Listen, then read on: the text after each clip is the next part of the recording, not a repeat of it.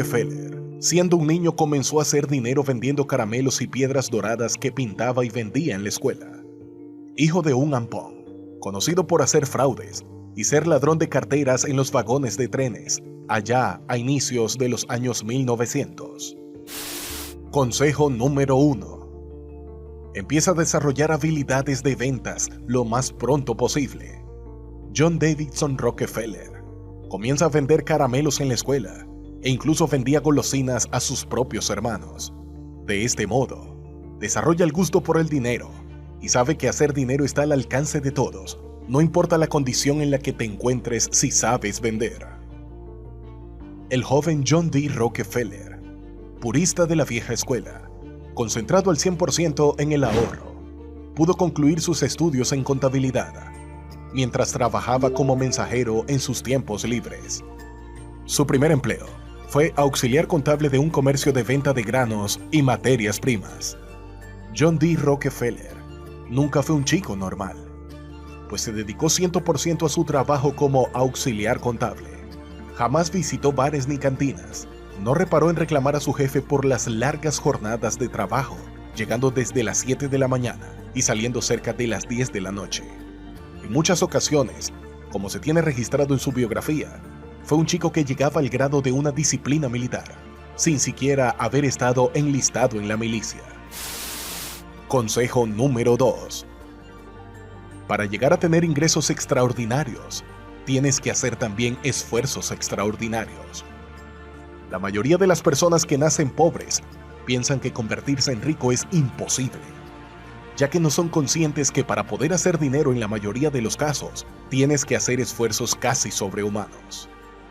Tener disciplina militar es algo que para la gran mayoría resulta casi imposible. Dejar de salir los fines de semana a divertirse durante años es algo que casi nadie está dispuesto a hacer. Pero aún así, se quejan de que no tienen las mismas oportunidades. Como hemos visto, Rockefeller se privó de todos estos distractores, siendo joven, además que ya había desarrollado la habilidad de ventas desde pequeño.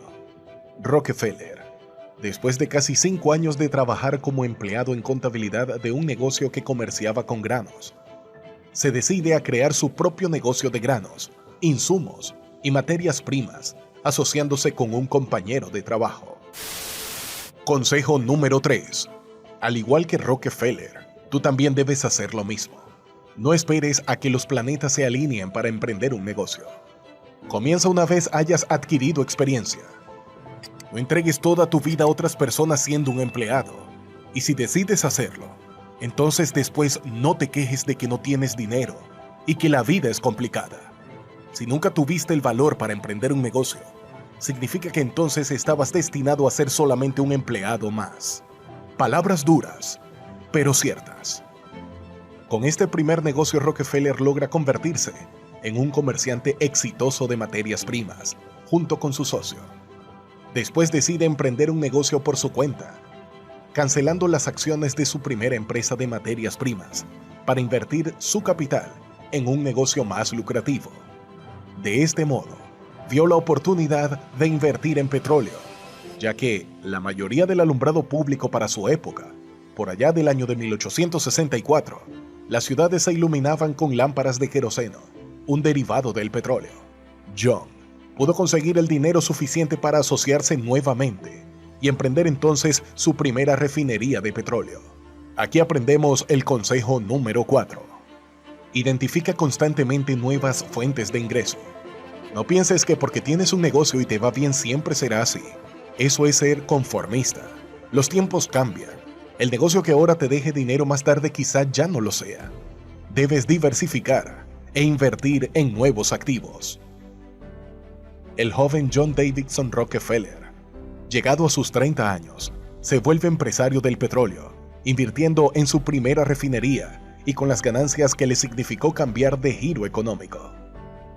El resto fue historia, pues incursionar en la industria petrolera fue su enorme acierto. A la postre, adquirió todas las refinerías en la ciudad de Cleveland. Pero increíblemente, nunca vistió con trajes costosos. No era un hombre ostentoso, todo lo contrario, se caracterizaba por tener hábitos de austeridad. Era conocido incluso por visitar restaurantes y dejar propinas miserables.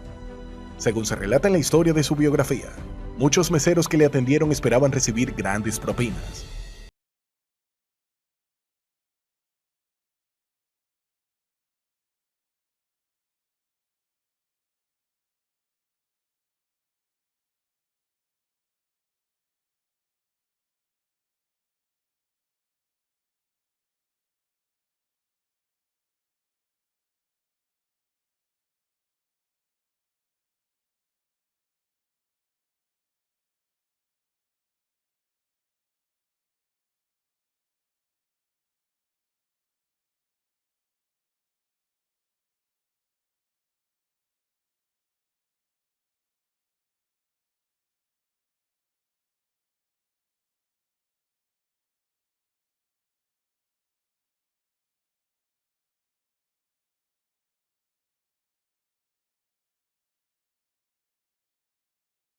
Valora el dinero, o este se irá de tu vida tan rápido como llegó.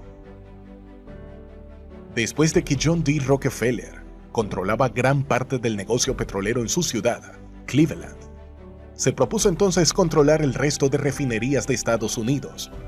Cada vez seguía comprando más y más refinerías de su competencia. Era obvio que era un gran administrador. Entendía a la perfección el idioma de los números y el dinero, pues recordemos que Rockefeller fue contador. Uno de sus más valiosos consejos se desprende de su propia profesión, el cual dice así: Consejo número 6. Una vez inicies un negocio, la primera persona en contratar tiene que ser un contador. ¿Pero por qué Rockefeller aseguraba esto? La respuesta es más lógica de lo que crees, y es algo que incluso muchos empresarios pasan por alto. Cuando inicias un negocio, tu inversión inicial se convierte automáticamente en deuda, y hasta no reponer esa primera inversión, se considera que tu negocio sigue en números rojos. Es decir, aunque tu capital sean ahorros propios, debes considerarlo como si ese dinero no fuera tuyo, como si le hubieses pedido dinero al banco, ya que tu negocio ha iniciado con dinero, pero aún no genera dinero. Por esta razón, es que la mayoría de negocios fracasan, porque no entienden este principio. En otras palabras, la inversión ya no te pertenece. Esa primera inversión la debe el negocio, y hasta que el negocio no sea capaz de pagar esa primera inversión, se considera que aún no genera, sino que está en deuda. Después de que John Rockefeller compra gran parte de las refinerías de Estados Unidos y se hace con el control del petróleo en todo el país de los Estados Unidos, es acusado por el gobierno por prácticas de monopolio, por su gigantesca empresa Standard Oil. Después otros empresarios quisieron derrocarlo. Uno de ellos fue el viejo Cornelius Vanderbilt, quien después de haber hecho su negocio ferroviario y marítimo, quiso incursionar y asociarse con el joven Rockefeller, sirviendo con su enorme flota de ferrocarriles para transportar los barriles de crudo de ciudad en ciudad. Pero más tarde, a Rockefeller se le ocurre algo sumamente novedoso: dejar atrás los ferrocarriles para transportar el crudo.